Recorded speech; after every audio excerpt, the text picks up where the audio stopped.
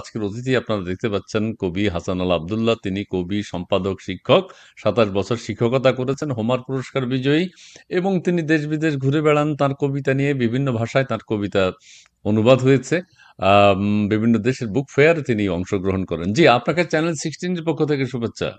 জি, অশেষ ধন্যবাদ এবং চ্যানেল 16 এর অগণিত দর্শকদের আমার শুভেচ্ছা। জি, জি, অনেক ধন্যবাদ আপনাকে। আমরা ইত্তেফাক থেকে কিছু শিরোনাম পড়ে শোনাবো। আমরা মধ্যপ্রাচ্য সংকটের কথা নিশ্চয়ই আপনি জানেন।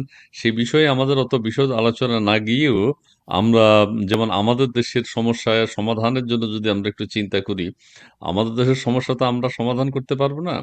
তবু তবু সমস্যাটা মানুষের সামনে তুলে ধরা বিশেষত তেলের ইত্তেফাক। সমস্যা।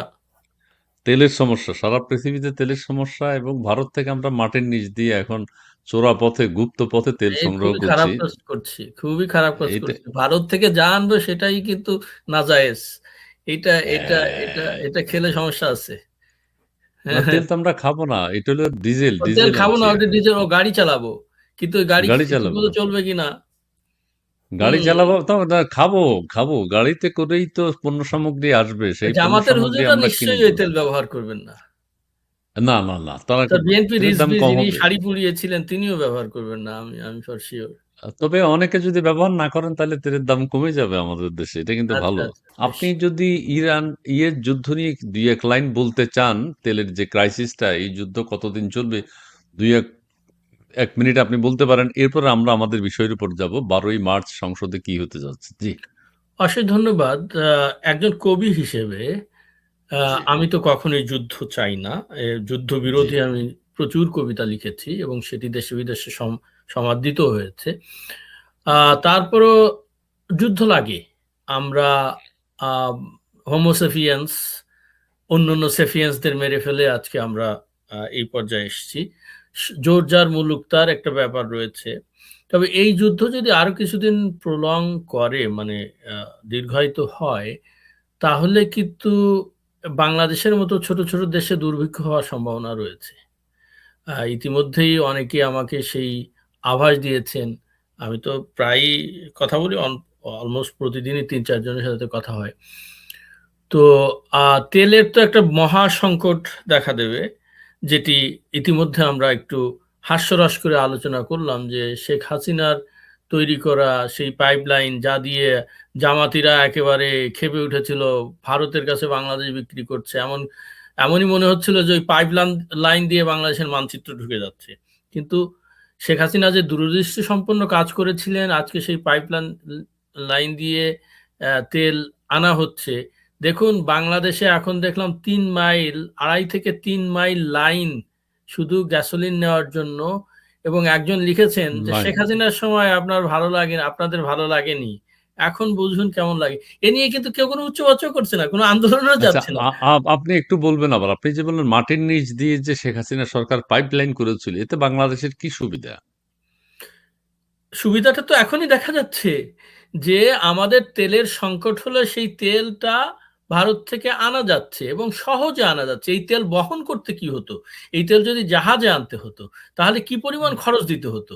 সেটা চিন্তা করেছেন? অলরেডি পাঁচ সেটাই পাঁচ বলছি। হাজার মেট্রিক হুম। টন এসে গেছে, 50,000 মেট্রিক টন আনবেন। শুনুন, শেখ হাসিনা, ইদানিং শুনছি যে বিএনপিরও কিছু কিছু নেতা বলা শুরু করছেন যে শেখ হাসিনা, ওনাকে কি যেন বলা হয়, কি যেন একটা ফ্যাসিস্ট। Fascist tag fascist. দেওয়া হয়, ওরা জানেও না। শেখ হাসিনা আর্টিস্ট, বাংলাদেশের যে, আমি তো বলবো আর্কিটেক্ট, নতুন বাংলাদেশের আর্কিটেক্ট, যেভাবে তিনি দেশের উন্নতি করেছেন। আমি দল করি না, দল করার আমার দরকারও নেই। আমি বাংলাদেশে ২০০৬ সাল থেকে কন্টিনিউয়াসলি ২০২৪ সাল পর্যন্ত প্রতি বছর অন্তত একবার গিয়েছি, কোনো বছর দুবারও গিয়েছি। এই যে পদ্মা সেতু পার হতে আমার গোপালগঞ্জ যেতে ২.৫ ঘন্টা সময় লাগছে। ভাইরে, আপনারা যে যাই বলেন, ১৯টা জেলার যে উন্নতি হয়েছে, ওইসব এলাকার তো দাম বেড়ে গেছে, সেটা অন্য কথা। কিন্তু এই যে সময় বেঁচে যাচ্ছে, সময়, আজকের দিনে সময় বাঁচানো একটা বিশাল ব্যাপার।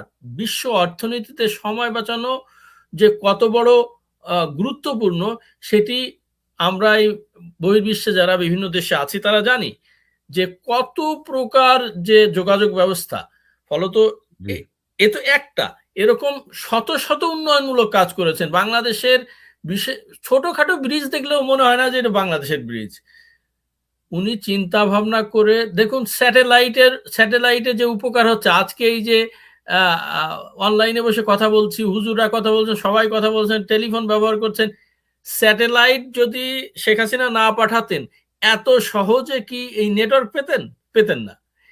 আস্তে আস্তে এরা বোঝা শুরু করছে যে উনি আসলে দিনের পর দিন, রাতের পর রাত, কোনো কোনো রাতে 2টো 3টা পর্যন্ত খেটে উনি নিজের জন্য তো একদিনও নেননি, ছুটি নেননি।